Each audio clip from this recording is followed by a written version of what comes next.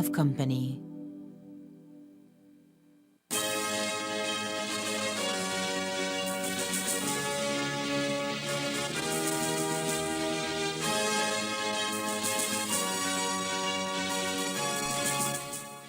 Tonight on CTV3 News, high-powered rifle goes missing from military base in Cayo District. Lack of medication at community hospitals no longer a concern. Discussions for a waiver of Schengen visa move at a fast pace. Cabinet approves the appointment of commissioners to form Commission of Inquiry for Modernization of the Sugar Industry. And we'll tell you about a youth forum scheduled for the Corozal district. These are some of the stories we have for you tonight in our newscast for Thursday, August 17th, 2023.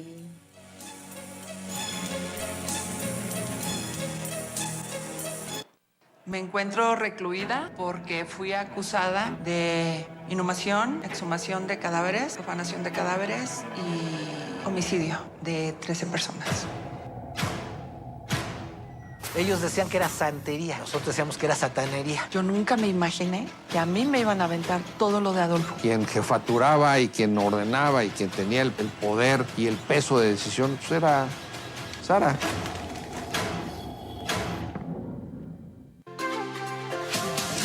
When we were elected in 2021, we were determined to work hard for the benefit of the people. In just 2.5 years, we have accomplished a lot. Amongst many of our accomplishments, we are proud to say that we have acquired the most vehicles and machinery ever acquired by any council in just a short time.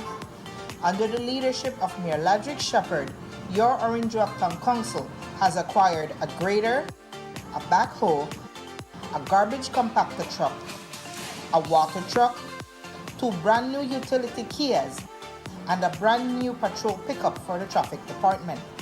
With this equipment, we're able to do a lot more. We remain committed to continue working together because only together progress continues. The Office of the Prime Minister invites you to join us at the 2nd Annual Belize Investment Summit from August 30th to September 1st, 2023 at the Grand Caribe Resort on Ambergers Key. Belize, the land of endless potential, with a vibrant people and economy and a wealth of natural resources, is the region's premier investment hub, offering a range of opportunities across sectors including the blue, green, and orange economies. The Belize Investment Summit 2023 is your chance to explore these opportunities and connect with potential partners, investors, financiers, and stakeholders from across the globe. This 3-day summit will offer networking opportunities, site visits, one-on-one meetings, roundtable discussions, business pitches, an expo, and keynote presentations from government officials and industry leaders. Gain insight into Belize's investment climate and the incentives that make our country the destination for investment. Register now for the Belize Investment Summit 2023 and discover a world of opportunities. Be a believer. Invest in Belize. Thrive in Belize.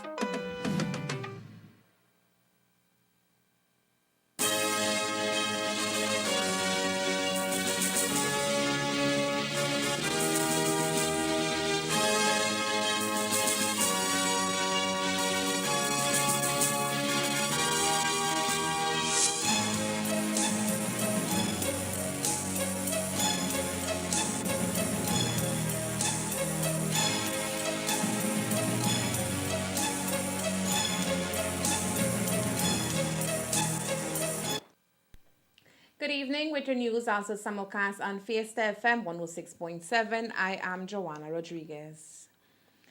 The Belize Defense Force and the police have launched an investigation into the disappearance of a high-powered rifle from its military base in the Cayo district. According to reports, sometime over the weekend, an M4 Commando gun vanished from Camp Belisario. The weapon reportedly went missing whilst in the possession of the BDF's standby unit. Chief of Staff for the Belize Defense Force, Lieutenant Colonel Ricardo Leal, today briefed the media about the disappearance and the subsequent investigation. Yesterday, we received a call saying that there's a possibility of a weapon going missing at Camp Belisario, Cayo District. A team was promptly dispatched to the location, and after we did a quick analysis, it was found out that yes, an M4 commando rifle was missing. We took the initial steps of finding out what actually happened, what transpired. Presently, at the moment, the investigation is ongoing, but what we can reveal is that a subunit of the unit in Camp Belisario was responsible to provide standby duties.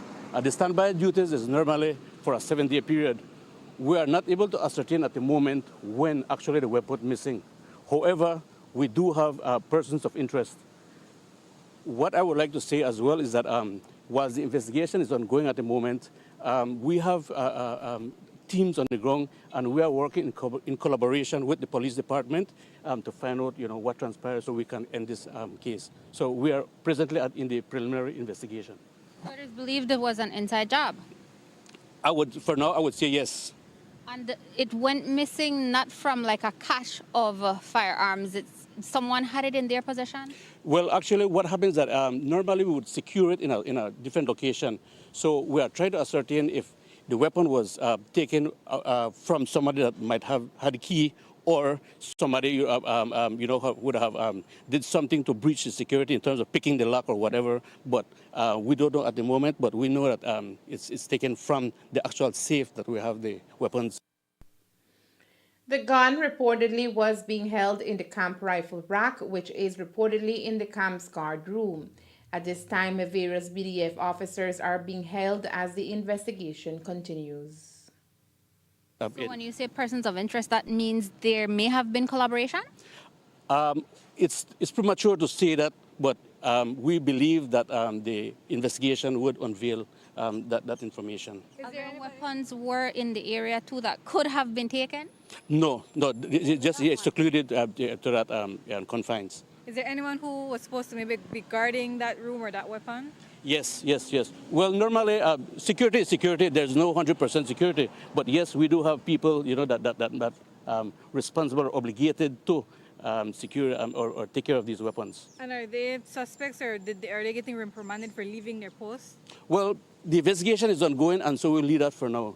But as I said, we have people of interest, and this is where we're going to narrow our focus on. The question is whether they are on suspension, on leave, while that investigation is ongoing?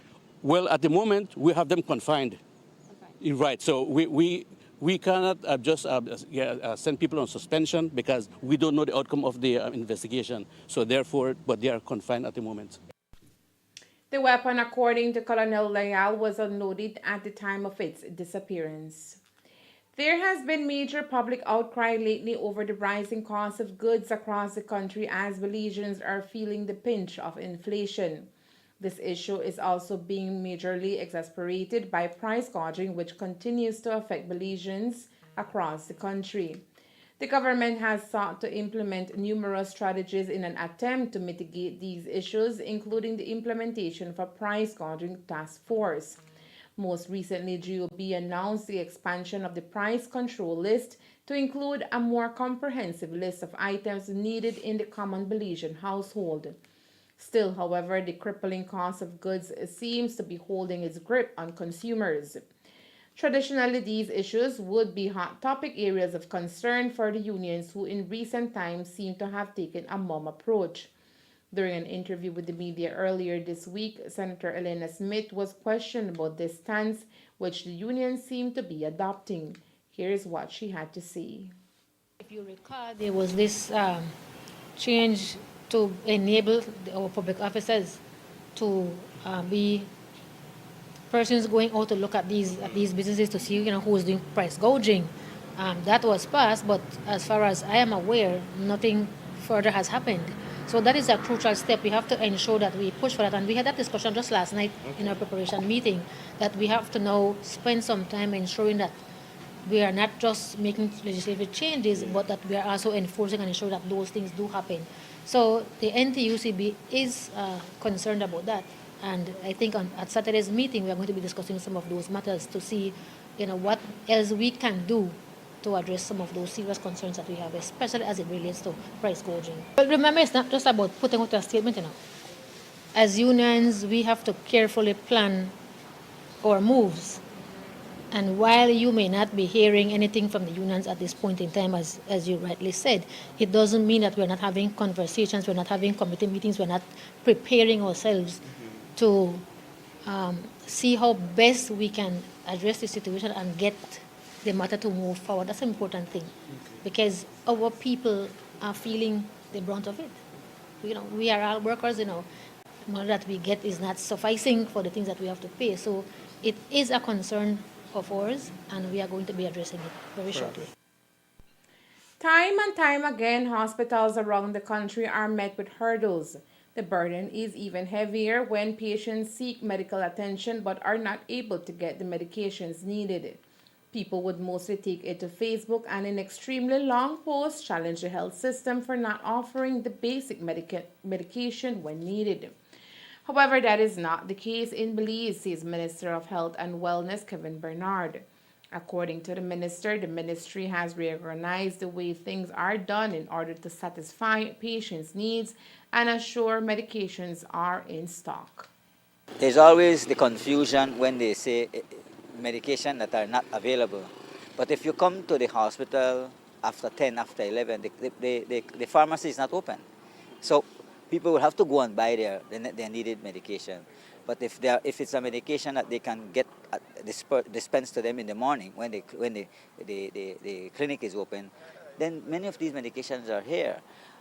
Let me point out though that while that may have been some issues, we have worked on improving a lot of that problem. We are right now in the process, we already signed contract for tender, so suppliers are now bringing in supplies. And as I had said from the very beginning, when we try to improve the whole tendering cycle, is to ensure that we have a regular supply of needed medication for the different facilities. KHMH being one of the high priority. The regions like Northern Regional, Western Regional, Southern Regional, these are the high priority areas. And of course, then we also make sure that we supply our polyclinics, our community hospitals. So we shouldn't have any of these complaints over the next few months, because supplies are already starting to come in and distribution already starting to take place. Again, we go back to another cycle in December. We decided to bring forward the cycle so that by the time we sign a new contract for the next fiscal year, this one will just be finishing and new supplies will also be coming in. So there will be a cycle of supply coming in. And that's all in terms of making sure that we have available medication at all of our facilities at all times. Every year, a significant number of Belizean students are awarded academic scholarships to Taiwan as part of the ongoing commitment to partnership between both countries. Most recently, the government of Taiwan gave out scholarships to 66 Belizeans to further their education in Taiwan. Notably, this year's cohort of scholarship recipients was a record high. Now, while it is a blessing for our local students every year to be offered these scholarships, one of the observations over the years is that many of the students never return to help develop Belize upon completing their studies in Taiwan. During an interview with the media on Wednesday, Senator Amon Courtney, who is also the Minister of Foreign Affairs, explained that students who receive scholarships from Taiwan are not bonded by any agreement, so they can stay there if they choose. However, the hope is that they return home. We are very happy that 66 students were able to get the scholarship. It's a record number and it's a significant increase over previous years and certainly last year. The Taiwanese scholarships are the most competitive scholarships that they are available to Belizeans, and there are hundreds apply, but unfortunately only 66 could get on this occasion. The issue you're raising is something that we have been discussing with the government of Taiwan. We have noticed a trend that students get the scholarship, they qualify and remain in Taiwan. Now, these scholarships, the students are not bonded. That's the first point. Secondly, for us, we would prefer if they come back, but it is their right to remain there. Some of them get scholarships to do some more studies. Some of them get married or have relationships and remain there. And then, of course, and this is the bigger problem for us, those who get jobs. When I say it's a problem because these are the best and brightest of Belize. These are people who are getting a first class university degree. And we really need every Belizean to come home and to build Belize. Now, I have spoken to some of the students or some of the graduates and I said, but there are no jobs in Belize for me at the salary that I can get in Taiwan. That's true. But if they don't come back, if they don't come and help to develop, then the next generation will have the same argument. So when I came back many years ago, the amount of money, the quality of law that was practiced was at a certain level. But by every year, more and more lawyers coming back, the whole business and the profession improves. So the general concern of the government is to cooperate with the government of Taiwan to ensure that even if a Belizean wants to stay in Taiwan, for example, because they got a job, that a limited time is allowed for them to stay so that they come back to Belize and contribute to the development. Coming up next, youth panel discussion to take place in Corozal. Stay tuned. ¿Qué tal mi gente de Somos amigos de Red Latina y los invitamos este próximo 2 de septiembre al 19º aniversario de nuestra radio Fiesta FM 106.7 en el escenario de Hypersol. Somos amigos Red Latina. Yeah, Red Latina, mami. Yo quiero que esta ya empezó, el ritmo nunca bailaré. Quiero que esta ya empezó, el ritmo nunca bailaré. Y desimulamos ver. Calling all business owners in Belize. The second Belize Investment Summit 2023 is on its way on August 30th to September 1st, 2023. Join us at the Grand Caribe Belize in San Pedro for 3 days of networking, presentations, and high-level discussions with key local and international decision makers. Do you have a business plan or are trying to expand your business reach and you just need the right investor to make it happen? Then you need to attend the Belize Investment Summit 2023. Don't miss out on this chance to take your business to the next level. Register for the Belize Investment Summit today at www.investmentsummit.bz.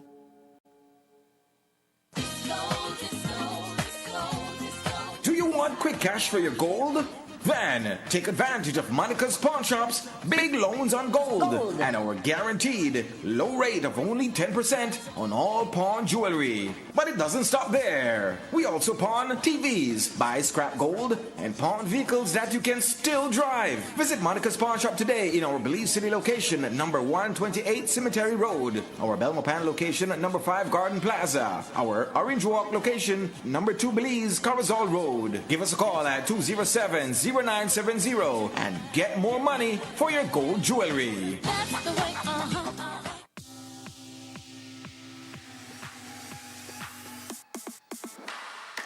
Sign up for Smart Share Plan and save big.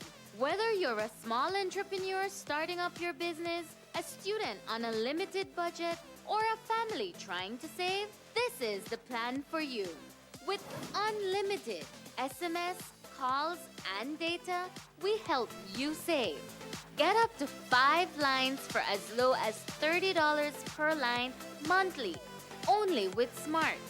Sign up today at any Smart showroom or sales manager countrywide. So get your business going, share more memories with friends, and be ready for the day with Smart.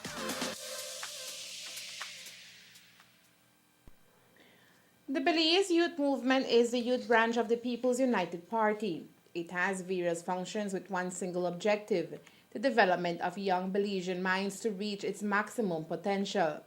And as such, the BYM is inviting all young people to be part of a youth panel discussion in Corozal where they can express their sentiments about any issue affecting them. On that day, on Saturday, in Corozal Town at the Maximum Water Park, we're going to be having panelists that we have asked them to represent on their behalf. For instance, we have the president of the National Students Union being there with us. We have the president or the founder of Youth for You from Orange Walk being there with us. We also have a young gentleman who does environmental policy over at the at Sustainable Development, the ministry. And we also have influencer, a very famous influencer that is going to be there. But besides these individuals, just naming a few, we're also going to be having individuals who have a career or a field in social anthropology. And the reason for that is because we want to touch on what's the culture of young people, and what are some of the social issues or challenges that young people face.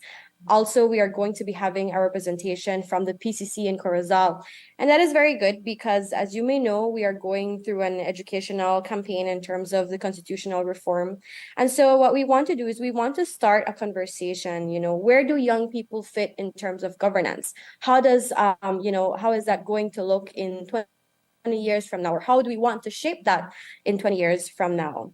And so we are creating this space where we can all come and have that open dialogue, and it's all geared towards highlighting young people who have been making waves in their community. And at the same time, we are collaborating with the Department of Youth Services. So we hope that in the long term, this is something that we can continue to grow from, and this is something that one day, hopefully, policies or bills can be implemented. We are also having a workshop or team building activity in the afternoon exclusively for our members.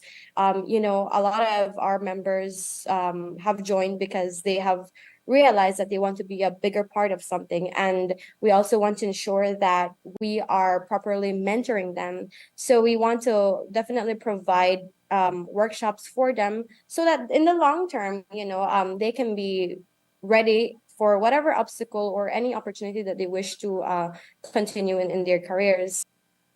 Cervantes says meaningful participation can be expected at Saturday's event, and young people can rest or be assured that their voices will be heard by the government.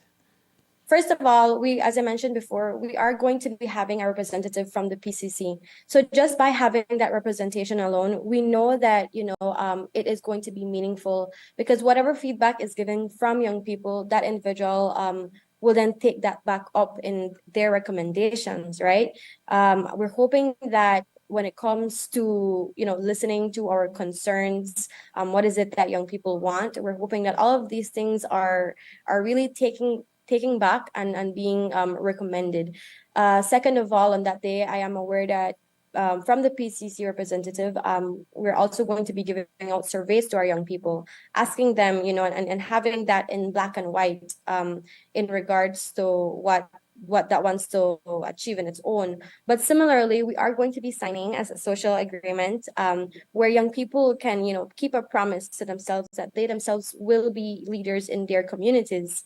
And having the Department of Youth Service there alone, we've built a really good working relationship with them. So I'm pretty sure that, we can hold them accountable when it comes to telling them, hey, well, if this bill is going to be implemented based on what we've gathered information in Corozal or in Orange Walk or in Punta Gorda, this is what we think needs to be done. So it's all about us being very inclusive, and that is really where change starts. Again, the event is planned for Saturday at the Maximum Park in Corozal Town, starting at 8 a.m. A few weeks ago, a Belizean delegation headed by Prime Minister John Briseno was in Brussels, where they engaged with various international partners to discuss a number of matters of significant importance in Belize. One of the issues which were discussed were the issue of visa restrictions for Belizeans wishing to visit Europe. As it stands, Belizeans who wish to visit Europe have to travel to Mexico in order to apply for a Schengen visa. It would appear, however, that that situation may very well change in the near future, as Belize has been discussing with the European Commission and member states of the European Union the possibility of having a visa waiver for Belizeans. Minister of Foreign Affairs Eamon Courtney explained that those discussions are well advanced. The Prime Minister had an occasion to meet with Commissioner Johnson, who is responsible for this area, and we had a very positive and constructive discussion. We have had consultations with every single member state, and we have been getting a significant number of assurances that they support Belize's request. Now, the new list of countries that would qualify for a visa waiver has not yet been announced. What we are fighting for is to encourage the European Union that when they are considering the list, to ensure that Belize is on that list.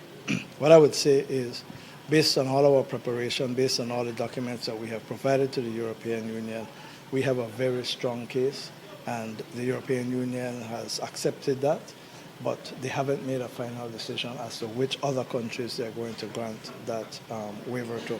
But we will keep up the campaign and hope that we will be announced in the new list.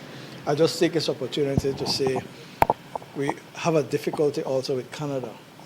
Belizeans have been complaining bitterly to me, and I have had to intervene at the ministerial level on a number of occasions.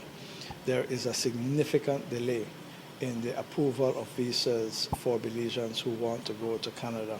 Again, I have just written to Minister Miller, the new Immigration Minister of Canada. I have spoken earlier this week with the Ambassador of Canada. She's resident in Guatemala on this issue. And so I have asked for a meeting with my counterpart in Canada to see if we can address this issue. At this stage, we are being told that the delay in processing a visa for a Belizean wishing to go to Canada is over 300 days. Wow. That is not acceptable, and so we are engaging Canada. Several major areas within the northern sugar industry were discussed this week in Cabinet during their meeting on August 15th and chaired by Prime Minister John Roseno. Firstly, Cabinet was briefed on the recent ruling of the High Court in a claim brought by Belize Sugar Industry BSI, which challenged parts of the Sugar Industry Act, in which the court ruled that parts of the act were unconstitutional. The Attorney General appraised Cabinet that after reviewing the matter, there are good prospects on appeal. Cabinet was further appraised that representatives of BSI have written the Attorney General indicating their commitment to working with the cane farmers associations and to continue dialogue on industry issues. On this matter, Cabinet decided that the Cabinet Subcommittee, established earlier this year and headed by Honorable Kareem Musa, will commence dialogue with BSI and the other stakeholders to ensure the sustainability of the industry. Also related to the sugar industry, Cabinet approved the appointment of commissioners for a commission of inquiry to commence by the end of August to look into the future modernization of the sugar cane industry. Government also committed to keep the Belize Sugar Industry Control Board and its arms operational with the necessary funding. Cabinet this week also received a report on efforts to address the issue of price gouging nationwide by Controller of Supplies Lennox Nicholson. As a part of its ongoing discussion on additional ways to reduce the rising cost of basic food items and the matter of cost of living, Cabinet agreed to look into a mechanism for opening cooperative stores to provide basic food items at reduced cost to the more vulnerable members of society. Honorable Jose May, Honorable Orlando Habet, Honorable Dolores Balderramos Garcia, and Honorable Henry Charles Usher were appointed to prepare a concept paper on this important matter. Additionally, Cabinet considered and gave its approval for the adjustment of pay scales to streamline salaries for social workers within the Ministry of Human Development, Families, and Indigenous Peoples Affairs. Cabinet members also gave their approval for the Blue Economic Finance through the Inter-American Development Bank, the promotion of sustainable growth enabling investments to enhance the competitiveness of productive sectors and subsectors in the blue economy. Cabinet discussed and gave its support for new regulations to be created for a licensing framework for the electricity sector to expand and restructure the licensing scheme. Former president of the Belize National Teachers Union, Senator Elena Smith, is currently celebrating a major achievement after having recently been selected as the second vice president of the Caribbean Union of Teachers. She is the first Belizean to be elected to the executive of the regional organization. Being a unionist for over 3 decades, Senator Smith says this opportunity seemed like a natural progression in her career. The Caribbean Union of Teachers is our regional umbrella organization. Similar to how we have the NTUCB in Belize, that's for the Caribbean, and we look at all the teachers' unions across the Caribbean. And so we have been quite active. I have been quite active in the CUT. I've served on several committees. I started out going to the CUT, I think, in the 90s, finding my way and trying to learn from them as a young trade unionist, what were the ways that I could improve my branch at the time, Belize branch, and what were the ways that I could have been able to network with the other Caribbean persons. And so I think my work serving on various committees, the Women's Committee, Election Committee, Culture Committee, all the various committees would have cast persons to see the work that I do. My participation in the sessions that we have would have led them to see, what I'm capable of. And I think that has led them to, have a level of respect and a level of appreciation for the work that I do. And so when I was asked by several unions across the Caribbean to vie for a position, I thought about it and I said, I'll try it. And so I did, and I was lucky to have been elected. New post in the regional body recording to Smith also opens doors for Belizean teachers in various areas of concern. We look at issues that teachers face across the Caribbean. So we may find that we have similar issues. For example, CXC has been one that we would have been working on together because all the countries have issues in terms of CXC, especially during the pandemic. So whatever areas that we have that are of mutual concern to us, then we can work on those. We can get support from other territories.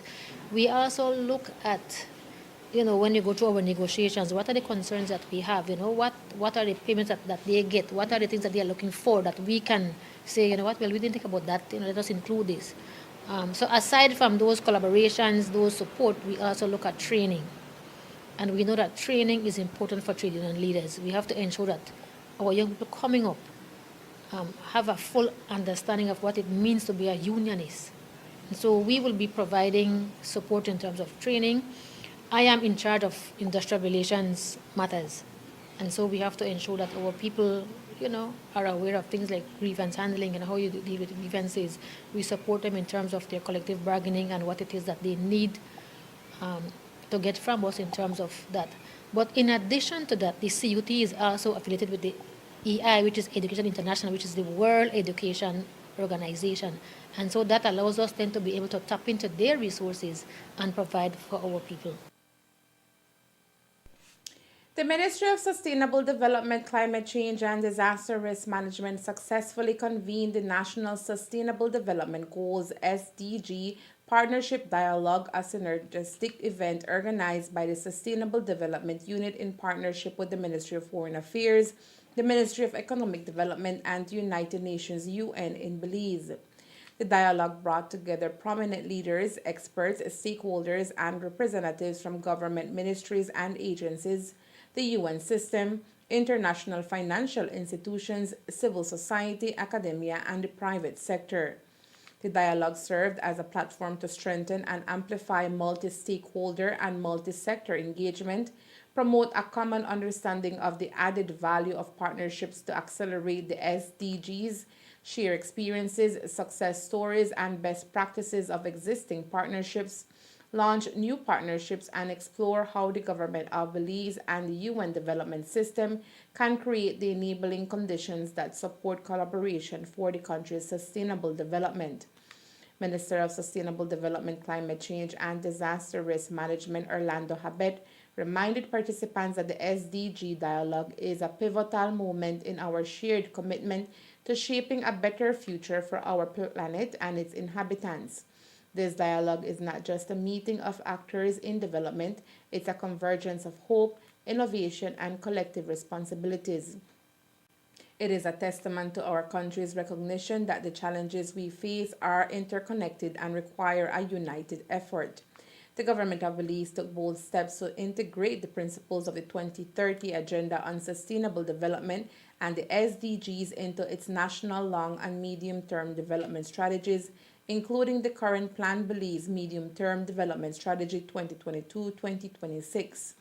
The inputs and takeaways from the dialogue and to inform and enrich Belize's national commitments to be made at the 2023 SDG Summit during the 78th session of the UN General Assembly, scheduled for September 18 to the 19, 2023 in New York. The results of the dialogue are also a part of a wider national process, being a key input for the 2024 Voluntary National Review on the SDGs that the government of Belize aims to advance. During the dialogue, Raul Salazar, UN Resident Coordinator for Belize, underscored the significance of the 2023 SDG Summit as an opportunity to respond to compounded crises, including climate disasters, economic downturns, and cascading poverty in a post-COVID era. The dialogue highlighted the significance of cross-sectoral engagement around people, planet, prosperity, peace, and partnerships towards creating holistic and transformative solutions. It also emphasized the importance of proactive collaboration, fostering innovation and research to develop sustainable practices, technologies, and solutions that can drive transformative changes. The Ministry of Sustainable Development, Climate Change, and Disaster Risk Management expressed gratitude to all participants and partners for their active engagement and valuable contributions to this dialogue around the SDGs. And that's the news. We invite you to join us for another newscast on Friday, August 18th here on CTV3 and Fiesta FM 106.7. Remember that to read a text version of the news, you can visit our website at ctv3belizenews.com.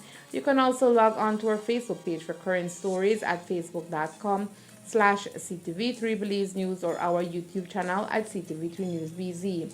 Remember to wash your hands and remain safe from all of us here at CTV3 News. Thank you for watching and listening. Good night.